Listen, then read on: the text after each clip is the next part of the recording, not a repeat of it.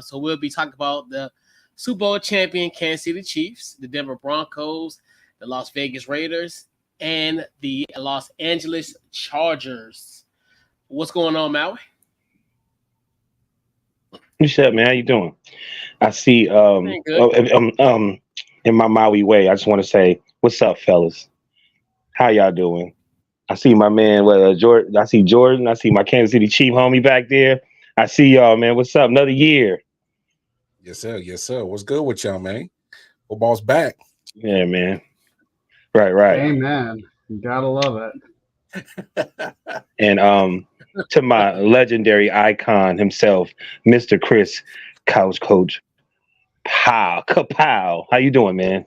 Always a pleasure to see I'm you. good, man. I'm good, man. Just continue to work and grinding, man. Yep, everything's good. Right. All right. So we got to definitely in our 11th annual Couch Coach NFL preview is powered by SeatGeek. Head over to SeatGeek.com. Use the promo code CouchCoach. Get yourself $20 off your first purchase by using the code CouchCoach. And obviously, like we talk about the NFL, so many games coming up. So definitely use that promo code to get yourself $20 off. Hey, I can maybe save you for the price of beer or some nachos or some chicken tenders. Like, say $20. Say your beer, beer price. But yeah, so we're back at it again. So this year we're doing something a little different when it comes to our preview. So we'll have a major question for each team that's represented in this division. So we're gonna talk first with the Super Bowl champion Kansas City Chiefs, and only rightfully so. So we'll talk. First thing is the first question that I have, and this is for the panel, but we'll start with Mark first, obviously because he's representing the Kansas City Chiefs, the Super Bowl champion Kansas City Chiefs. Pardon me. So the biggest question mark for this, for my opinion, is what will be the biggest obstacle for the Chiefs as they seek their three-peat? I'm starting with you first, Mark. What are your thoughts on what is a possible obstacle for your beloved Kansas City Chiefs?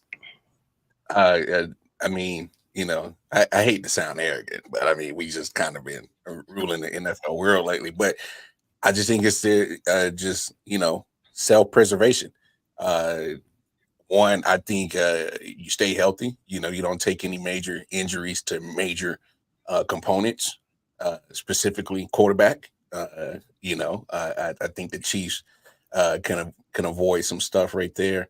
And just kind of had a loud off season, kind of noisy out here. Different types of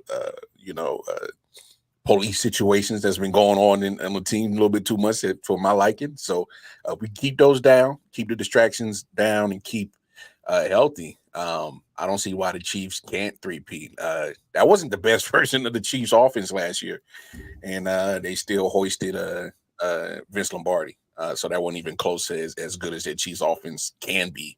That wasn't even close. They pretty much turned it on during playoff time. So, just don't shoot yourselves in the foot this year, Chiefs. Stay healthy. Stay out of trouble. You might three-peat. You might do something that's never been done in the NFL. I obviously believe it's that simple. Okay. We got definitely Jordan. Your thoughts on your if you want to chime on in this question. I will say we know that the Chiefs are the best team in the NFL.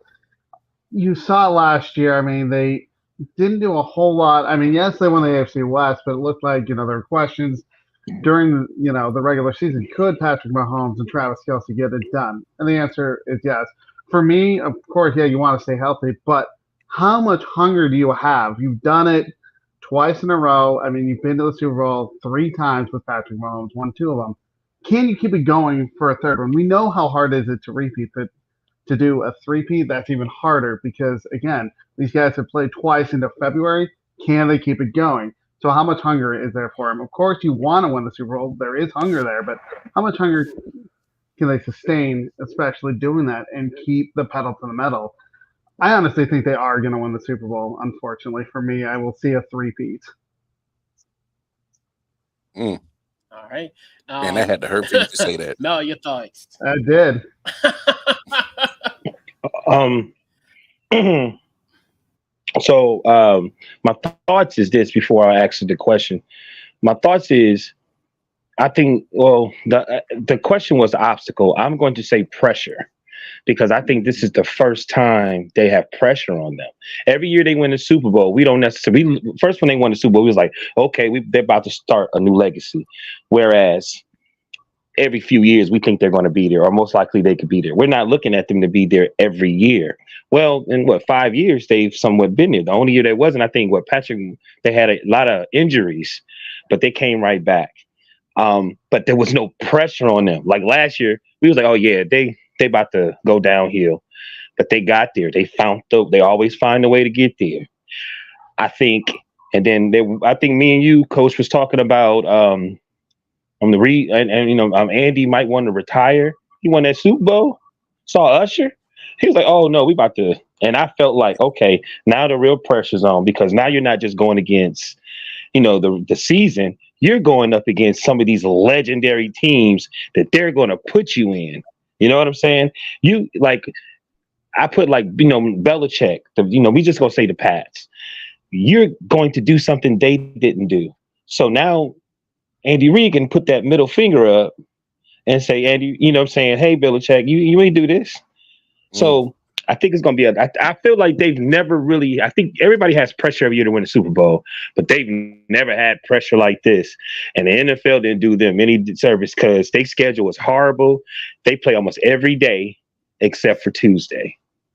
So it's almost like when you play the video game and you beating everybody, and then that artificial intelligence, you either like, what's going on? I'm doing the same thing I've been doing, and why all of a sudden the game is getting at me harder? So I feel like this is the first true year they're gonna have literally. Y'all remember when the Bulls was winning and they was trying to win all those games, and everybody was going at them. Denver Nuggets beat them. Like, it's going to have that feel to it, like every game. Even teams that you can necessarily say is not good teams are going to play at a high level, which is great. They should be playing at a high level anyway. I think you have to deal with health, but I feel like the Chiefs are smart enough to be deep enough or are able to motivate players to be on the same page and say, hey, this is what we're trying to do. We're not just trying to win the Super Bowl. Like, we're trying to make history. You know what I mean? That they're going to be in a class of teams from, all different sports. Like, this is something special. So I don't know if they're going to win the Super Bowl, but I think it's what else did I put down? And basically, like I said, health and the scheduling. But this is the first time I really feel that they're going to have pressure that they've never seen before. That's fair. I think that's fair. Because first Super Bowl against Philly a couple of years ago, they just came off of losing to Cincy the year before and lost Tyreek. So the people like, oh, y'all got no Tyreek. Oh, the offense is dead. So I feel what you're saying, Maui. What really wasn't a lot of pressure for the Chiefs to win it, they win it. Then you go last year, like, come on. That offense is still, they got nobody proven in that wide receiver. There's no way they're going to win a Super Bowl. No pressure. They win it again. So I right. It's when you were first talking, I'm like, man, what the hell Maui talking about? We talk about pressure. Right. The chips. And then once you broke it down, you really look at it. I mean, it's more like the Chiefs have surprised than actually dealt with pressure. You know what I'm saying? Like, people were surprised they get to a Super Bowl without Tyreek. People are surprised they didn't even reach the wide receiver room. They got unproven people, and they win it again. So it's like, well, damn, how many odds we gonna keep throwing at this team, and they keep winning the Super Bowl? So now you talking about everything you put up as your take with all the history, and Belichick ain't did this, Brady ain't did this. That's some added pressure that nobody can relate to when it's talking about putting your name up to historical people. So, man, Maui, I think you hit that shit right on the head, dog. That's real talk. So again, and what else did I pop? My bad. Go ahead. All right. So we gotta bring in our guy D Hop. Your rival, Mar, and also yours as well, Jordan. So we gotta get his take on the situation. What's going on, D Hop? What's up? What's going on? What's going on, fellas? How y'all doing? And that's wild. Good, man. Raiders fans exist? That's wild. You should say that for Chargers Yeah, fans. Chargers crazy. fans don't exist at all. And that's crazy. That's true. No, Especially because most of the stadium is, half the Raider opposite fans team. exist everywhere. It's just Hey, some Chargers fans, man. They stayed in San Diego, hey, you got a point. You see who in here? You see no Chargers people here on the panel at all. Hey, you got a point. Yeah. So D Hop.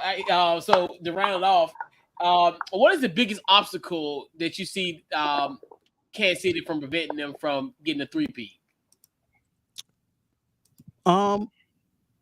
For what I've seen from last year, I'm pretty skeptical about their offensive line. Yes, they're a great a great run offensive line, but they got to protect Patrick Mahomes better. They just do. And even though Patrick Mahomes had to run for his life a lot of times, of course he's great mobile and running out of the pocket. But at the end of the day, when he's sitting in that pocket and he wants to throw from the pocket, the offensive line crumbles. And I think people can understand what happened on Christmas Day with my Raiders just pressuring Patrick Mahomes. I mean, I'm just saying, yeah, that was the formula at the time. It was. I mean, y'all won a Super Bowl, but we didn't. It's cool. But I think that's the biggest thing that I see. Defensively, I think they're fine. I feel like losing Snead is a big loss. In my personal opinion, I think y'all losing Snead was a big loss. But I just think offensive line, if they could get the actual great protection for Patrick Mahomes, and I think that's the only pretty weakness for the Kansas City Chiefs. If that offensive line could be good and, keep Patrick Mahomes upright and he's not limping and having ankle problems and knee problems and all that stuff because of the offensive line is not protecting him, then, that's basically it. It's not really too many flaws with the Kansas City Chiefs. Yes, you do have two new receivers with Hollywood Brown and Xavier Worthy. Yeah, they're going to come along, but offensive line, that's where it starts at. Defensive line, that's where it starts at. So if those two could get gelling, Kansas City Chiefs will be fine. Yeah. Mine is 2 words. It's got to be Patrick Mahomes. I think at the end of the day, and we talked about this Kansas City Chiefs ad nauseum. There was so many points. They do uncharacteristic things, but they overcome it. I remember one time we was like, Patrick Mahomes sometimes is willy-nilly in the pocket, and sometimes he makes some dumb throws, but he overcomes that. We talked about like the thin wide receiver room that, as D-Hop said eloquently, Christmas, we thought his Kansas City Chiefs team was dead to rights. He was like, oh, there's no way they're going to, this is the first time they're ever going to be on the road for an AFC championship game. They get it done. They were up 10 points. They were down 10 points in Baltimore. And MVS makes a catch that he probably will never make in his lifetime ever. That's almost David Tyree-esque type of catch to end their season. Kansas City has escaped what many people thought that was going to be their downfall, and it's scary. It's every time that you have you presented some type of evidence that other teams have, we've looked at them from a historical standpoint of, when teams do this, they're going to fail. But Kansas City, for some bizarre reason, always gets it done. Like, if you would have said December 26th that this team would have won a Super Bowl, I'd be like, no, not the way they played yesterday. They fled against the Raiders, and all that. I never thought that they would have gone to Buffalo, even a hot Buffalo team, then go, to Baltimore and win, and they just overcome the odds. And I think the only person is going to be Patrick Mahomes. And even in that Super Bowl against Philly, he took that hit at halftime. We're like, even if he took the hit versus Jacksonville in that second round divisional game, it was like, he done, but they find ways to win the football game, and that just shows you kind of the greatness of the Chiefs. It's bizarre, but it happens. Yeah. Let's see. Word. So we'll transition. So we'll transition as you guys will talk a little trash about y'all beloved LA Chargers. So let's talk a little bit of the Chargers. So Jim Harbaugh now is now the coach of the Chargers. Will he make an immediate impact on this Chargers team? I'm gonna go with you first, D Hop. Your thoughts on Jim Harbaugh and his impact this year with the Chargers? I'm gonna be completely honest with you here. I think it's going to be it's going to be a very interesting year for him because yeah, you lost Austin Eckler, you still have Justin Herbert, no Keenan Allen, no Mike Williams. You have very very young receivers that's very inexperienced, and I mean if like just like I said before with the Chiefs, they got to protect Justin Herbert, even though he put up this money. This guy gets hit left and right. And I really hope Jim Harbaugh comes in and change that. But at the same time, it's the Chargers. I'm not expecting nothing different this year. I'm just not. They're the chokers. We call them the chokers for the reason. So I'm not expecting anything different. Offensively, they lost a lot of weapons. Defensively, they're getting old. Joey Bosa and Khalil Mack is getting up there in age. They're not young when it like even what's the safety's name? I forgot his name. James. Yes, he's injury prone. You see him like 6 or 7 games of the year. So they just I just don't see.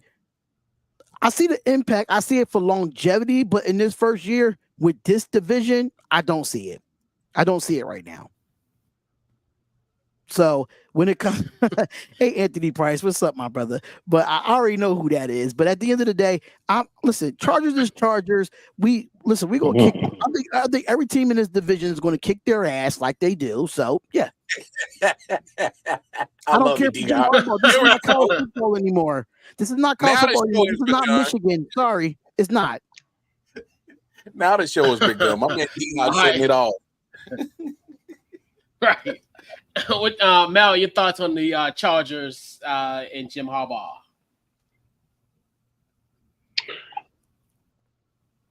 I mean, bottom line is, I mean, I'm a little bothered that, he got the job after everything that happened at Michigan, but we're going to leave that alone.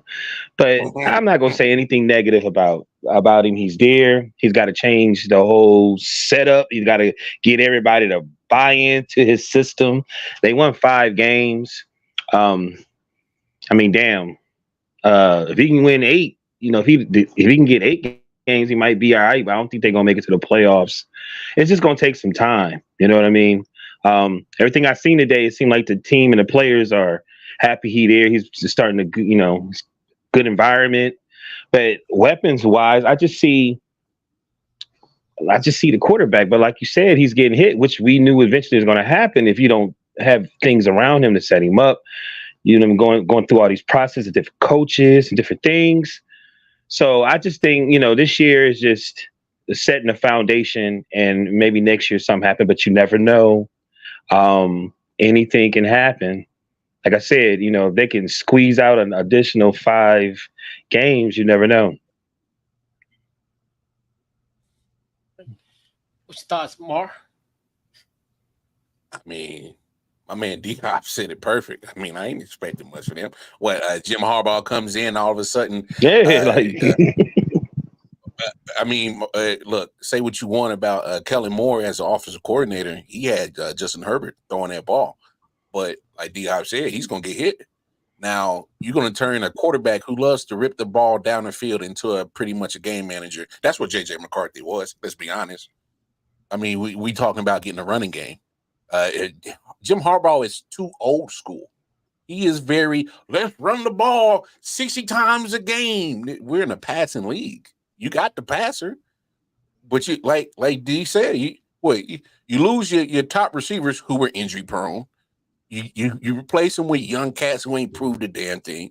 You take Austin Eckler, who's a Swiss Army knife, and just give him away to Washington.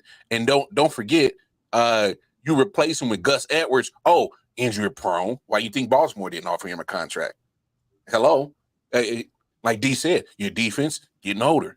What, Khalil Mack and Joey Bosa? Well, Khalil Mack, he'll be around at the end of the year, but he'll be playing for stats because the team ain't gonna be in contention. Joey Bosa, hopefully we get half a season from him. Derwin James, let's hope we get half a season with him. So what are we talking about? You can change the coach all you want. You can go from Anthony Lynn to Staley to Harbaugh. They're gonna deal with the same problem. Old talent on defense, not enough talent on offense, injury prone. Let's not forget the Chargers are one of the most injury prone teams in all of football. They stay hurt. It's almost like watching a rerun of MASH every week. Somebody hurt in that damn organization, and it's key players. So they never had their best talent on the field. I'm not expecting nothing. What, Harbaugh comes into the door and all of a sudden, hey, we're so healthy over here. No, what are we talking about? Come on, man. Chargers gonna charge. All right. Have you ever put a charge in the socket, but the damn thing, the cord cut? What it do? You don't charge not a damn thing. That's what we get every year from them. All right. Let's wrap this shit up. All right, what you got, Jordan? I have to agree with everybody. We're looking at can Harbaugh making any immediate impact here. I don't think it's going to happen this year. They needed a coach to help Justin Herbert. They've wasted too many seasons. I don't think it's going to happen this year where they're going to make the playoffs, make a run. Will they be better than 5-12? Yeah, but I don't see them doing much in the playoffs or even getting to the playoffs. I can see if he wins one or two more games. That's at least, like Maui said, making a foundation. But for them to make an immediate impact with Jim Harbaugh, not going to happen this year. Agreed.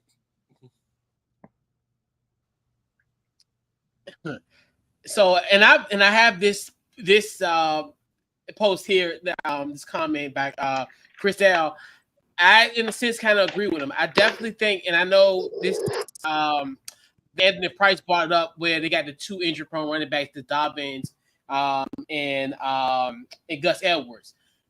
I still think that's a good foundation for them from the running back position. I know that they're injury-prone.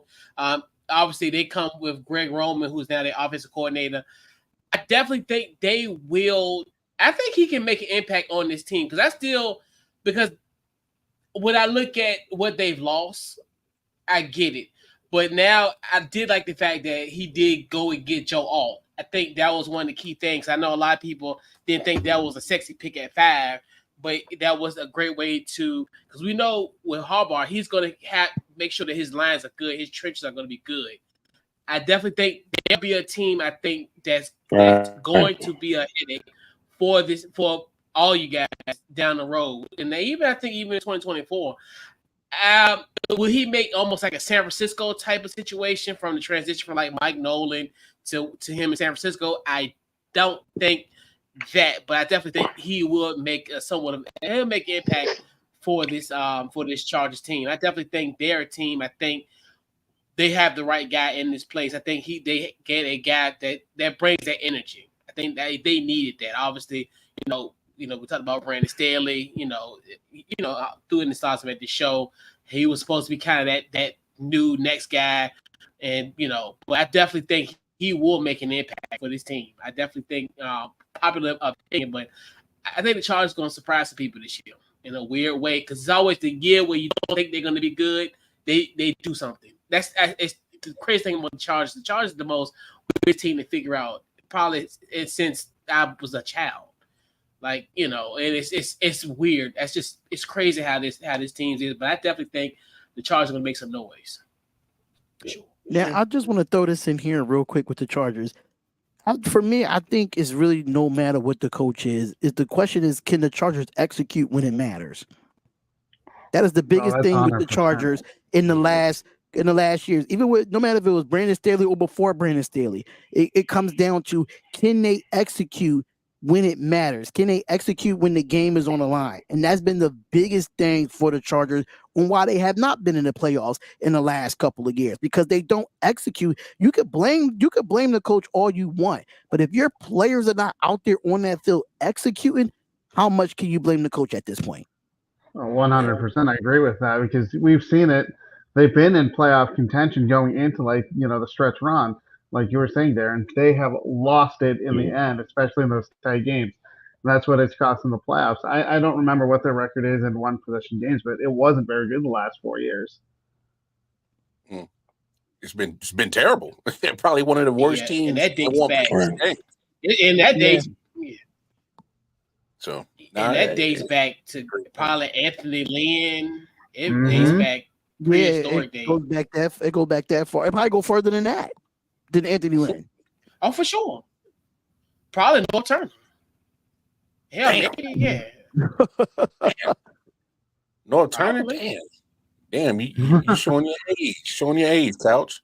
I mean, listening to everything that you guys are saying, one of the first things they probably need to do, they're in California, man. They need to figure out a way to make some noise and get people to pay attention to them. You know, they one of the last teams anybody really want to talk about or see in that region. You know what I mean? Like, it's a lot more they got to do than just, I mean, definitely you could say winning, but just listening to you guys and just stuff I was looking today, I was like, he got to give like free pizza or something, like, you know, free. He got to do something, man. Food pantry, I don't know, like, got to do something, man. Yeah, but, way more. Maybe a free boneless wings on Thursday or something, like, you feel me? Like, bubble, but the Rams and the Raiders run California. Sorry.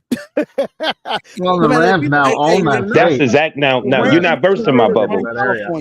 You're not bursting my bubble, but that is exactly what I'm saying. You got to do more than just think that, you know, execute on the field. It's a community thing too, but ain't nobody paying attention to them, and that's why they go through all the stuff that they've been going through all those times, because ain't nobody checking for them. So Raiders and Rams I find it funny that every year, I find it funny every year, ESPN, NFL Network, FS1, them fools get on these shows for the last 5 years. Chargers, they coming, just stay here. Hey, how many times we gonna fall for that damn banana in the tailpipe talk? I stopped believing in it 4 years ago. So, but my thing is like Jordan, you Darrington, you in this division every year. We see this every year. They get hyped up to be one of the teams that's gonna break through, make a playoff, possibly get a chance to get a play in the Super Bowl, and they collapse. So I mean, the national media, and that was with Anthony Lynn. That was with Brandon Staley. Man, they really gonna go crazy now that Harbaugh in there. They about to take the rust off an old '87 Buick bumper. The way they about to suck off them boys, like it's crazy, dog. Like stop. I don't know how they balling up. They should never left San Diego when they moved to LA and to share a stadium with the Rams. That's where they went wrong at. They should have just stayed in San Diego and rebuild. Yeah, that's where they just should have stayed at. I'm they were beloved in San Diego. They're not beloved in LA. It's the Rams there. Yeah, it's the Rams. And, you know, it's always going to be Raiders in LA. That's where we originally from. So, you know, you're gonna have more. You're gonna have more away fans. You can have more away fans for like that's going to be in the building more than you will actually see Chargers fans. It's sad. Nah, big fan. Everywhere. Every team they play. Free burritos. Taco Tuesday. Rub your feet Thursday. I don't know, bro. You gotta do something. I see what you're talking about. I don't think we're underestimating Harbaugh's his impact. I don't think none of us are underestimating that because we've seen him turn around programs, but it's not instant. We can't act like this is an instant turnaround for the Chargers just because they hired him. I think it's a step forward, yes, but it's not an immediate impact. First of all, I think the Broncos, the Raiders are going to be better than them. And you're talking about going against the Chiefs. That's 6 games. That's not an immediate impact that the Chargers are all of a sudden tops of this division now. That doesn't happen like that. Right. Just because you hired a coach, like we've all been saying, it has to be buy-in. There has to be healthy players that are the talented players on the field available. They have to have so much. I think the Chargers have so much question marks of unproven stuff. It's hard for me to put them above any other of these 3 teams. They have the most question marks out of all teams. Sure. So we'll transition and we'll talk about D-Hop's Las Vegas Raiders. Can the Raiders compete? 6. Wow. 4-13, bruh. Yeah, I'll take 7-10. Are you living under a rock? Hey, Where the hell you been? that's But no, okay. that's a Chargers fan. That's a Chargers That fan. gotta be a That's the only Chargers fan right now.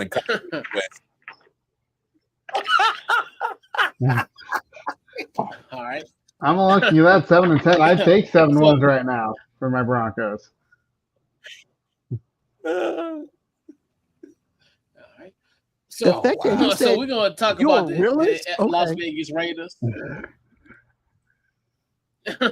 So we'll shift the focus to the Las Vegas Raiders. So we'll start off with D-Hop. So can the Raiders compete in the AFC West? I'm gonna go with you first, D-Hop. What you got?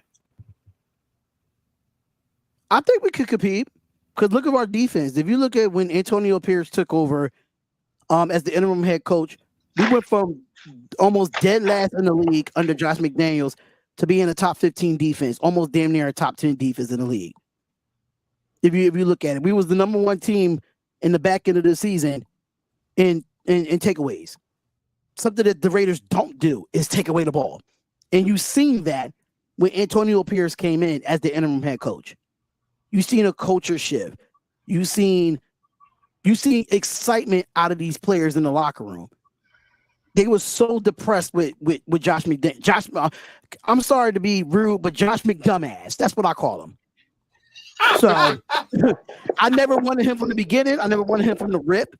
But Antonio Pierce comes in and he puts the Raider way as it's supposed to be. I think we could compete. I think we can. I mean, we split with the Chiefs, which we don't really do as much, but I think it's going to be a great 2 games between us two. It's going to be great games against Raiders in Denver, and we might put up a 60 burger on the Chargers again. Who knows? I'm just saying, but I think this team could definitely compete. The fact that they say 4 wins for us, that goes crazy. Understanding that we lost Josh Jacobs. But people underestimate Zamir White. If you go back and look at him, at Georgia, the boy, he's a big boy. He's a bowling baller. He's a bowling ball on wheels, and that's exactly that's why we drafted him. So I'm very excited to see what this season looks like, and I think we can compete. Do I say playoff berth? No, but is it going to be an improvement from last year? Absolutely. But if we make it to the playoff, that is surprising. It's really going to start off. It's really going to start with our quarterback position. It's really going to start on the offensive side of the ball. Defense, I think we're fine. We have not lost. We didn't lose really anybody in the offseason besides Amik Robinson and a few others. But other than that, the core is still there. And we added Christian Wilkinson on the defensive side of the ball, out next to Max Crosby, and Malcolm Koonce was coming on to himself as well. So. It's really the question marks is really the offensive line and that quarterback. That's really what it is with us. Thoughts on the Raiders, Mal? What you got? I say yes. They were. You guys were 8-6 last season, right?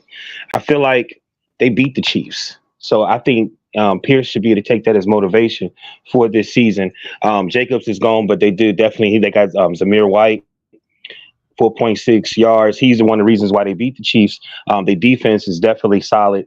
Top 10, like he said, top 10 to 15 in defense, top 10. The offensive line is solid too. They've been around for a minute. Even though they had different people going in and out with injury, they still was solid. We got this right tackle, Mumford. He's been doing good in OTAs. But I feel with this new coach, again, you have these newer coaches are more motivated. They understand. They can relate better. These players want to play for them. And with all the drama that the Raiders been going to for the longest, I think with Pierce being there, I think it's going to be a step forward.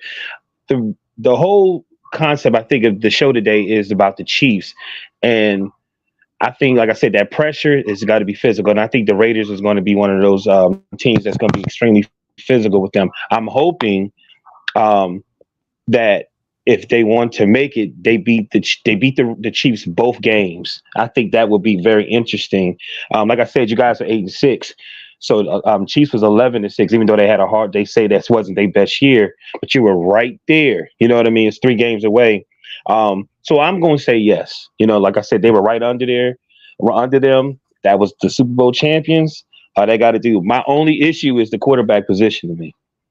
I mean, y'all got the tight end. Y'all drafted a good tight end that even he got good hands, good route running, catch the ball. Only issue is the quarterback, and I'm hope D-Hop you can sell it to me because I'm looking like what? You know what I mean? Like who am I tripping? And it's because I'm like with everything that y'all got, I think that's one of the main issues that the Broncos and the Raiders have had quarterback issues. I can actually agree to that, but I mean, at this time, if you look at our draft position, I don't think Antonio Pierce wanted to risk moving all the way up to go get a quarterback, Mm-hmm. and I'm just being completely honest there. If you look at the free agency when it comes to quarterbacks, what was really available for the Right. Las Vegas Raiders to go out and get a quarterback Right. at that time? Yeah, Gardner Minshew, he won games in this league. Right. He's not Right. a scrub, but he's not the elite of the elite when it comes to the AFC. Right. I mean, I think AOC came in and it played really Right. okay last year. Right. Of course, he was a rookie. He, thank God we got rid of Jimmy Pornstar Garoppolo. I'm so happy we got rid of his behind. Right with Josh McDumbass. But at the end of the day, it's not really selling. It's really them selling it to us as a nation, as a fan base, or who's going to win this. Because at the end of the day, we got a whole new offensive coordinator in Luke Getsy, whole new coaching staff. So it's really going to see who can come out in training camp in these preseason games. Who's going to be our starting quarterback? But I mean, I understand where you're coming from, like, oh, who the quarterback are. But if you look at the market at the time that free agency was around, it was nothing there for the Las Vegas Raiders to go out and get. And knowing us, we was like on the back end of the draft to try to move up to try to go get Jayden Daniels. I think that was too crazy of us to do. So we just stayed where we at, and we got Brock Bowers there. So it was a smart move. But hey, it's all about the quarterback play at the end of the day. So you just got to see what they do in preseason and training camp, and we'll find out who our starter is. Basically, I'm saying y'all right there. I feel like y'all right there. I got rid of a lot of the drama. Y'all good. Your thoughts, more? What you got? No, I mean, Raiders go 8-9 last year. Obviously, majority of that winning was with Antonio Pierce down the stretch. Right. I don't see why they can't repeat that. That's why I was kind of laughing at Keith's comment 4-13. Don't get me wrong, losing Josh Jacobs, I understand that, but I'm with D. If you actually watch AFC West football, Zamir White was really kind of kickstarted that running game, because once you load the box up, put 8 in the box from Josh Jacobs, is not that, you worry about Devontae Adams, yes, but after that, it really wasn't too much that pretty much scared you with that Las Vegas offense. So you shut them down, you get yourself. That's why they had 9 losses. You shut them down. But my thing is I think Atlanta screwed y'all. I think that messed up y'all draft, because I thought y'all was gonna get Michael Penix, and I thought he fit perfect with y'all. Gardner Minshew, Aiden O'Connell, with them two combined, I think they can get 8-9 again. Like you said, Gardner Minshew he's not a lead, but I mean he'll get you 8-9 games. I mean, you saw what he did with the Colts and teams before. He'll get some games, but if you asking him, that guy to go get you in the playoffs or go win a Super Bowl, obviously you want to come up short with that guy. I mean, that's fine. But 8-9 last year, they still around that. I agree with A. They'll battle the hell out of the shit with the Chiefs, just because it's it's rivalry like that. That just happens. They'll battle with Denver. They'll battle with Denver to try to get towards the top of the division. So I mean, what we kind of saw last year, I think it pretty much almost repeats itself. And Jordan, I just got to mess with you real quick. Will the Broncos break the Raiders streak of beating y'all? Will we break I don't that think streak? so. Will y'all break that streak yet? Because like it's getting a little bit too easy for us to beat the Broncos now. It's getting too easy. I know it is. I mean, we saw it with the Chiefs. We finally broke that streak. But honestly, it all depends on who our quarterback really is, and we'll get into that in a minute. And I also think that our offensive line is better, but I'm still not sure about our defense. Our defense is just a question mark. You guys ate us alive in the running game and the passing game last year. Will that continue? I'm going to say yes. So I don't see us actually beating you guys at this time. Hey, Jordan, what's your other thoughts on just the Raiders? How they team they to be contended with? Well, they're definitely going to compete. I mean, you guys all talked about it. They got the defense. I mean, their wide receiving core is, it's not the best, but it's there. And you added Brock Bowers, a tight end, which I was hoping the Broncos would end up drafting, but obviously went with the right pick with Bo Nix. Mhm. But the question mark is the quarterback play with Gardner Minshew and O'Connell. But honestly, though, they can compete. We saw it last year. They went 8-9. Will they be 8-9 this year? I think they can be. And yes, they will compete in this AFC West division. And just to throw it out there, that one game the game that we lost on the back end against the Indianapolis Colts, that would have been our game to get into the playoffs. Like we was in playoff contention, even though we lost those last couple of games at the end of the year. So it's possible that we could probably win at least 9 or 10 games. But that's the highest that I will go. I'm not going to be that unrealistic and be like 11, 12, 13 wins. No, it's going to be a process. It's going to be a process. So the most I say is 10 games, the most.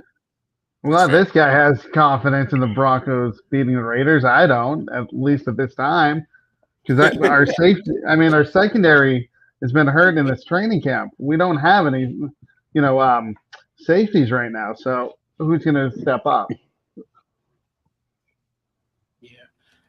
And I definitely agree. I think that the Raiders will be competitive this year.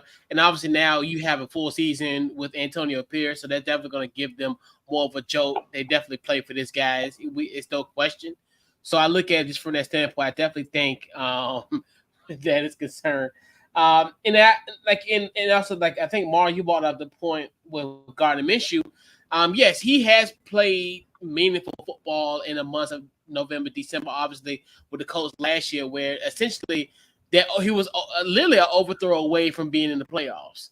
And you're hoping that essentially that that the Raiders could be in that predicament. So I definitely think there is they will be competitive. They will be playing meaningful football in the month of December for sure. So I definitely will it be a over 500 team? I think, in my personal opinion, yes. But so I do think this team will be competitive and will be playing some meaningful football when it's in January, December, January, like I mentioned earlier, for sure. I dig it. All right, so we got to talk about. So we got to shift our focus to the Denver Broncos. So Jordan, this question's for you. Which QB will emerge for the Denver Broncos? What you got? Zach Wilson. I actually do agree with you. I think it will be Zach Wilson to start the season. I do. Right now, they're saying that Jarrett Stidham's the starter, but that's because he knows Sean Payton's offense. I do think at the end of the day, Zach Wilson will start. Once he starts to struggle and the season starts to go down the tank, we'll see Bo Nix in week 8 or 9. But I have to think that Zach Wilson, as a veteran on this team, he's going to start. Yes, I know we drafted Bo Nix, pretty high this year, but I don't want to see Bo Nix until at least the 11th, 12th game of the season, when the season's pretty much means nothing. Can I ask you this quick question, Jordan? Just make sure, not even a question, just make sure Zach Wilson ain't doing nobody's moms, okay? I'll try to make sure that doesn't happen. I mean, Keith, the problem is who else is going to start? Stidham's mom. I'm just making sure. If Zach Wilson starts with Broncos this year, it's going to be very bad for the team. Well, who else is going to start? Jarrett Stidham, like I said, he knows the offense, but I don't have any confidence in him. Bo Nix, we don't know what we have in him yet. I have to say Zach Wilson. Sure, it might be a very bad season, but honestly, I don't see the season being that great for us anyway. If I'm being real honest. My only issue with Bo Nix is that I don't like to throw college football in there, but if you watched him at Auburn, he stinked. Yeah. When he was in the best conference, he stinked. But Right. he went to a conference in a Pac-12, which is probably the worst defensive conferences in college football, and blew up. Of course. I mean, all of us on this panel could be a quarterback in the Pac-12 and blow it up. That's how bad the defense were. So he's coming into a division, probably one of the best divisions, probably one of the most competitive divisions in football, and think he's going to get the starting spot and sling it? Absolutely not. Sorry, Bo Nix. You won't get the spot right now. Oh, I completely agree. Yeah, but he's their best option. He's their best option. Yeah. Say what you want. Bo Nix is their best option, and I think we all think it's fair that we all got question marks if Bo Nix can play NFL football. But he's their best option. I mean, it's come on, Jarrett Stidham. Come on, we know you can know Sean Payton's offense all you want. Executing it and knowing it are two different things. All right. Well, 100%. We saw it last year that he didn't execute it very well. And just to reply to that, you have to understand Purdue was in they was in a Big Ten that's very competitive. That's better than the Pac-12. So we're not going to do that. Well, Big Ten's the next conference a step down from SEC. So I think it's two different. So your statement doesn't make any sense at all. Now people say don't sleep on Zach Wilson, like Keith Williams say, and I'm like, why would I be awake for Zach Wilson? I mean, right? I'm not afraid of Zach Wilson. As any team in this division should not be afraid of Zach Wilson. The Denver Broncos are probably going to be what they've been ever since they won the Super Bowl in 2015, which is a defensive first team. And they're going to have to live and die with their defense. Their defense is going to have to create turnovers. They're going to have to get stops, and they're going to have to get their offense more possessions. And hopefully, who's ever quarterbacking, whether it's and I presume it's Bo Nix from day one because he's their best option, is going to be some growing pains. Yeah, I mean, Broncos were lucky to squeeze 8 and 9 last year. I don't think they'll be 8 and 9, but I think they'll still be slightly above the Chargers. So I mean, but it's going to be rough in Denver, man. You're going to see them tumbleweeds rolling in the mountains out there in old Colorado, man. And just to respond to that, the Pac-12, all the defense in the no matter how ranked they were still giving up 50 points a game on defense. Doesn't care. Doesn't matter about that. But okay. Hey, that's like saying we all got a hit on the neighborhood friendly girl. Yeah, we all got a hit. It means something. Oh yeah, okay. Come on, what are we doing, bro? Pac-12. You can have all the rankings all you want in the Pac-12. If you can't stop a nosebleed, you're not winning the championship. Wait, who won the national championship this past year? We saw a Pac-12 team go against a team that played defense. They got smashed. So what are we talking about? What are we doing? NFL caliber defense at that. Maui, what's your thoughts on the quarterback situation? I mean, I was guessing. I was like, felt like it was like 3-card draw. I was like sitting there like, well, damn. Well, Bo Nix. They just said he. Did he? Who?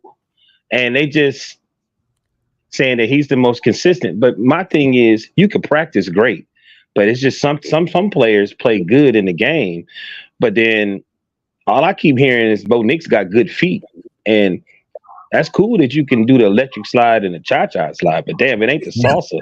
That ain't the lambada. You know what I'm saying? That's different, B. Like, that's good. You got good feet, but you know what I mean? It just seemed like, and it bothers me. Ever since I've been on Couch Coach, I said, you got these multi-million-dollar football teams, and you mean to tell me you draft this guy and you can't come up with an offense so y'all can have success?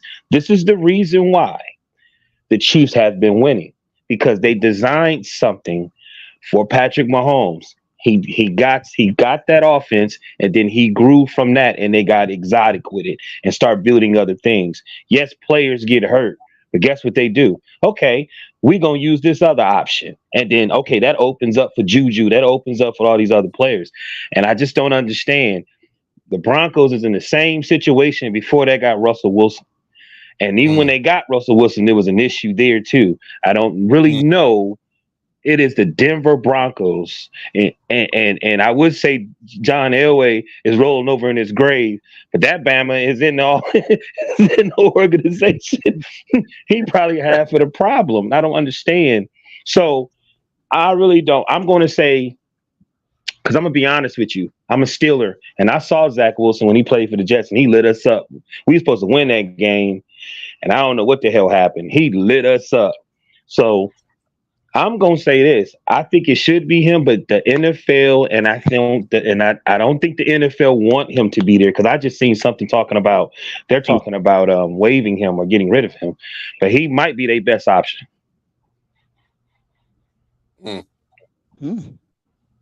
Wow. Any thoughts, D-Hop? And I'm coming from a team who had the same issues. Quarterback. Just thought I'd throw that out there. Quarterback issues. As far as like the quarterback situation.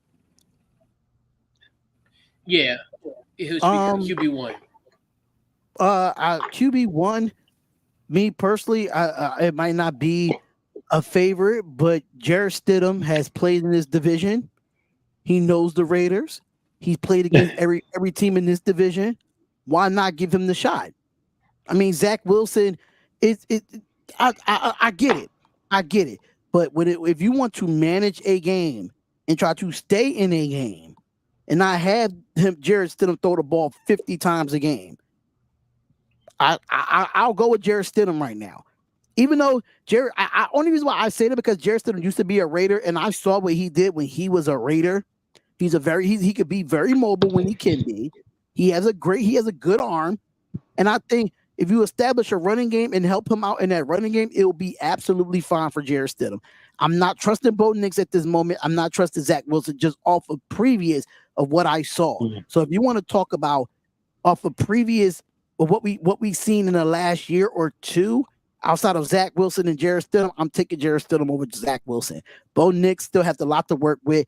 Yeah, you first day on pads, stuff like that. You're gonna be playing in the preseason, but when it's live and when the games count, I think Bo Nix is going to fold. I just don't see him starting right now.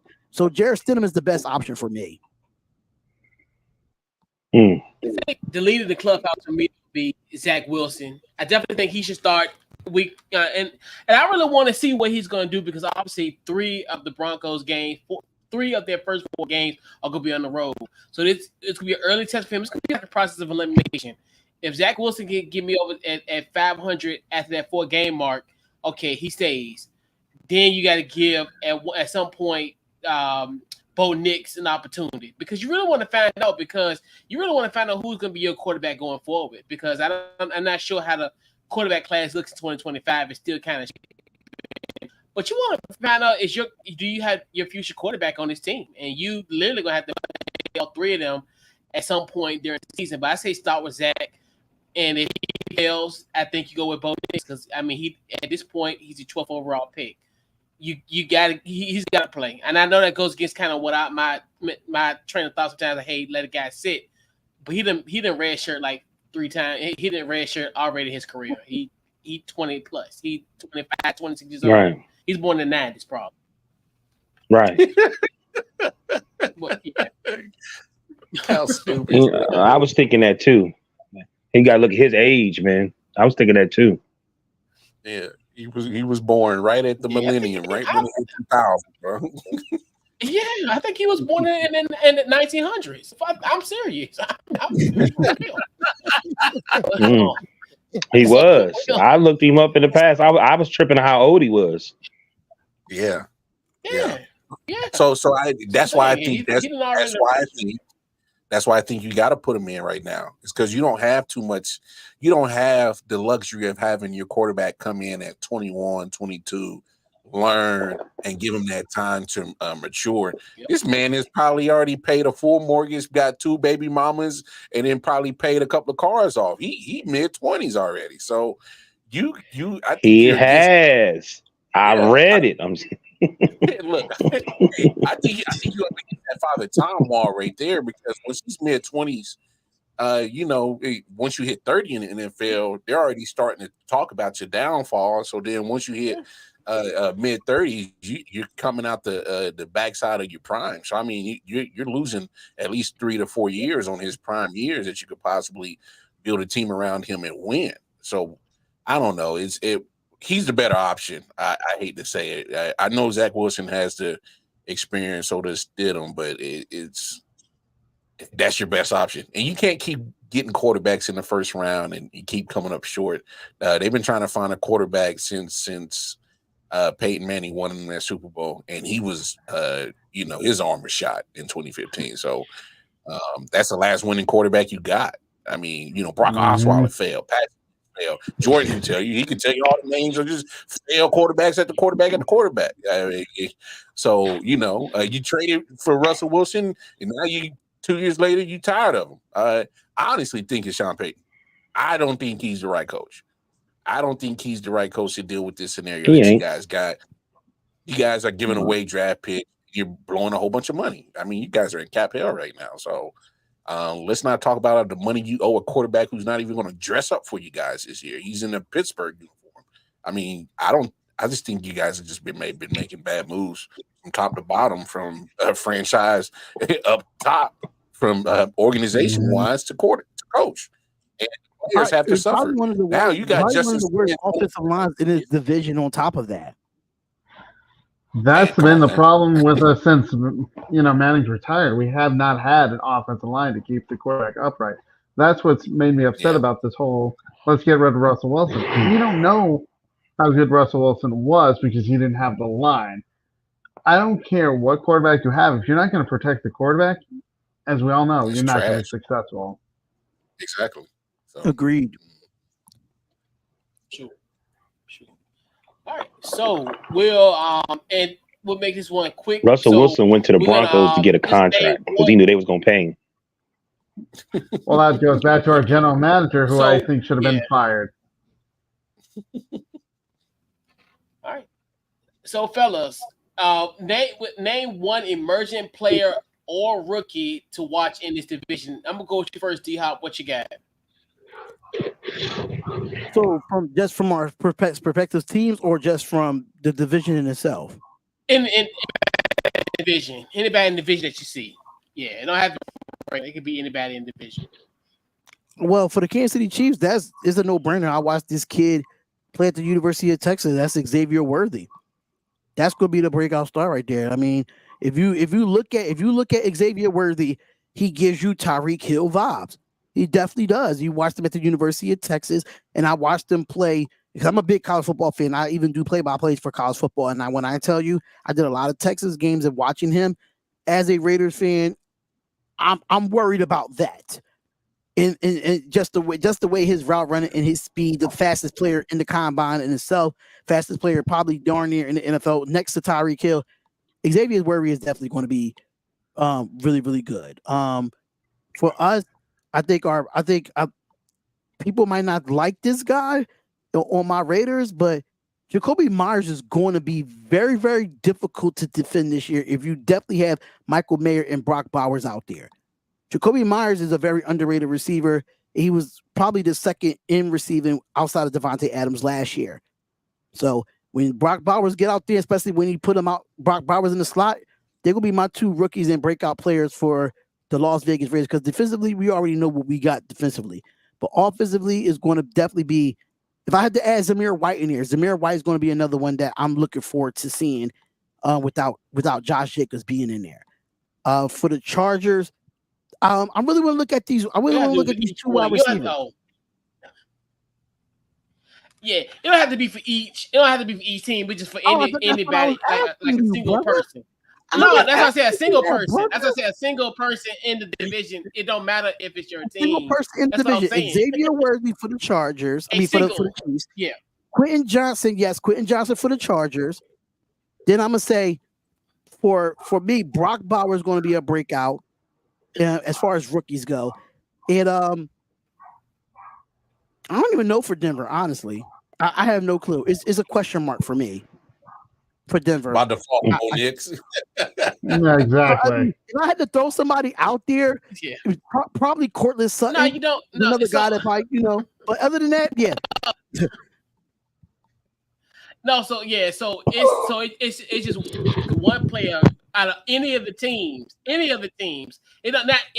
it's how it could be just one player that you see in the division, either a player or a rookie. So each team, there's one player out of the division. Oh, I forgot Estime went in the 5th round to Denver, right, Jordan? Mm-hmm. That's gonna be that's underrated. I like that. I saw him play at Notre Dame. He's really good. Yeah. All right. So Mal, what's your singular breakout player in this division? Either it could be vet or rook. I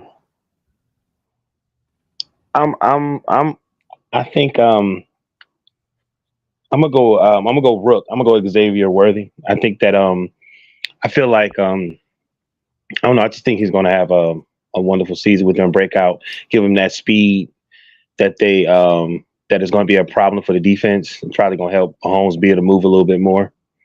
Kind of got that that Hill Tyreek Hill feel. All right. And Mar, who is your singular breakout player? It could be a vet or a rook in this division. I'm gonna go with a rookie. For the Kansas City Chiefs, I know everybody's saying Xavier Worthy. I'm not headed that way because I actually believe Xavier Worthy will do well. Y'all look out for Jared Wiley. He's going to be our tight end of the future. He has a lot of similarities. Kelsey played quarterback in high school, very mobile and agile, finding space, and have that connection with the quarterback, as in finding space in his zones and just sitting down. I think he's going to learn a lot from Travis Kelce this year, and don't be surprised if he actually contributes a good amount of production in the regular season to kind of take the load off of Kelce and just let his body get ready for the playoff push, and see Jared Wiley out of TCU. So I would keep my eyes peeled for Jared Wiley. I think he's gonna piss a lot of people off. Like, damn, they got another tight end. I think it's gonna be that type of effect. They're gonna be like, man, yeah, enough with Patrick and all these weapons. So yeah, keep your eyes peeled for Jared Wiley. All right, and what you got, Jordan? I'm going with the Broncos, a guy that hasn't played since 2021 because of injuries, and he was surely missed the last few years. I'm going Tim Patrick. If he's healthy, that he's going to take pressure off of Cortland Sutton and Marvin Mims, and we saw that when he was healthy in 2021, that he was one of the most reliable pass catchers for the Broncos. So I'm going with Tim Patrick, and I think in practice, actually, him and Bo Nix have created quite a connection. Tim Patrick, man, probably one of your better receivers, can't stay healthy. That sucks. Yeah. I actually like Tim Patrick. If he can stay healthy, he can give y'all some good production. Yeah, absolutely. Agreed. All right. Yeah, so I think, and actually with the Broncos, I think Marvin Mims Jr., I think he's another one that's emerged. Last year, 22 catches, 377 yards and a touchdown. And special teams, he killed us. Remember, Jordan, in our week 2 matchup last year. He did his thing in our matchup when we played you guys in week 2. I definitely think he will definitely emerge, especially now with the loss of Jerry Jeudy. He'll be wide receiver number 2. Him and Cortland Sutton there, so I definitely think he will make an impact. Who he's going to throw it to, I think we not at 100% of who's going to throw it to him. I definitely think he'll be. I definitely think will emerge and definitely, help this Denver Bronco team offensively for sure. All right. So fellas, we'll go around the horn. So we'll do our record predictions. So. Pretty much who's going to be, pretty much you can go from 1 through 4, or you go through 4 through 1. Just record predictions. I'm going to go with you first, Jordan. How do you look at this record prediction for the AFC West? Well, I've got the Chiefs winning the division. I'm going to say they're going to go 12-5. I'm going to have the Chargers at 7-9. Raiders, I'm going to say they're going to even it up at 7-9, and I have the Broncos at 4-13. I just don't see them having a great year. Mm. Damn, Jordan. Damn. Carson Beck coming your way. All right, what you got, Mar? I got the Chiefs going 13-4. Raiders going 9-8. I got Denver going 6-11, and I got Chargers going 6-11. All right. What you got, Maui? That's interesting. I got the Chiefs 10-7 winning the division. I got the Raiders 9-8. I got the Chargers 9-8, and I got the Broncos 5-12.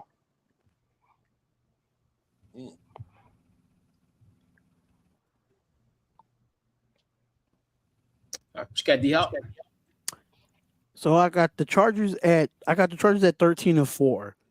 13-4 for not Chargers, Chiefs. I'm sorry, Chiefs. Chiefs is 13-4. Raiders 9-8. Chargers 6-10. And Broncos 4-13. Okay. I got the Chiefs 12-5. Interesting. The LA Chargers 10-7. I think they won't make the wild card from my other teams. I think they'll be short of the wild card. The Raiders are 9-8, and then I have the Broncos at 6-11.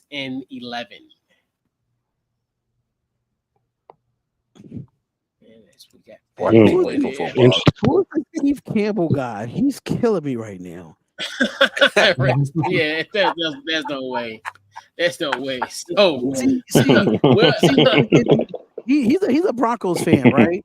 Jordan, get your donkeys, man. Get your donkeys. Get them. I can't control what he says. Yeah. Can't control all the jackasses. Come on. Yeah. At least I'm a realist as a Bronco fan. 3-14 goes crazy, but okay, Chris. True. Right. So, fellas, we'll conclude the AFC West preview. So, I'm gonna go around the horn, fellas. Social media and what you got going on, as far as if you want to promote anything that you got going on. First, I'm gonna go first. What you got? Well, I have 2 YouTube channels. I have the Darian Hopkins Sports Show, and the Nothing But Raider podcast will be coming back. Once the regular season starts. So follow me at NBR Pod 1 on all social media platforms and D Hopkins Show on all social media platforms. So I have the Darian Hopkins Show 3 times a week: Monday, Wednesday, and Friday, and on Tuesdays the Nothing But Raider podcast. All right, Maui, what you got? Man, Deshaun Morgan, Facebook, DT Morgan, 78, Instagram. My final thought, though, real quick, is if I think the Chiefs is going to win and go 3-peat, but the only way that's not going to happen is y'all got to keep them out the playoffs, and I don't see that happening. Right. What you got, Mar? Going over to Twitter. KC Wildcard Martin, that's my Twitter page. That's where I be posting everything that I do. I got various all types of podcasts that I'll be doing. Definitely keep your eyes peeled for the Wildcard Chief podcast. That is my podcast that I dedicate to the Kansas City Chiefs. I'll be having that new episode, new season, probably starting next week. Talk a little bit training camp all season and get ready for the season. So yeah, man, that's where y'all can peep me again. Twitter, Casey Walker on. All right, Jordan, what you got? You can follow me at Sports Scoop 1 on Twitter /X, whatever it's called. Hopefully, I'll get my under review up, which is all on my YouTube channel, which I just talk all about Colorado sports. Hey, Chris ain't no lie. That sounds like me though. That sounds like me. I got like 120 podcasts. The way things are, man. Hey, Darian, bro. I get Hey, it. that's why I just send people to my Twitter page. I post everything on there. I be having all kinds of projects, bro. Like for real. Chris ain't no even lying, bro. I'm trying to lessen my load. We'll talk about that shortly. But yeah, so pretty much Facebook, Twitter, Instagram, Couch Coach Live, pretty much anywhere social media, Couch Coach Live, the website, CouchCoachLive.com. And yeah, that's about it for me. So yeah, man, definitely appreciate you fellas for coming on as we talked about the AFC West. So on Thursday, we'll be talking about the NFC West. So we'll be talking about the San Francisco 49ers, the Seattle Seahawks, the Arizona Cardinals, and the LA Rams. So this wraps up the AFC West preview. We'll catch you guys on Tuesday night. And we're out. Go Chiefs.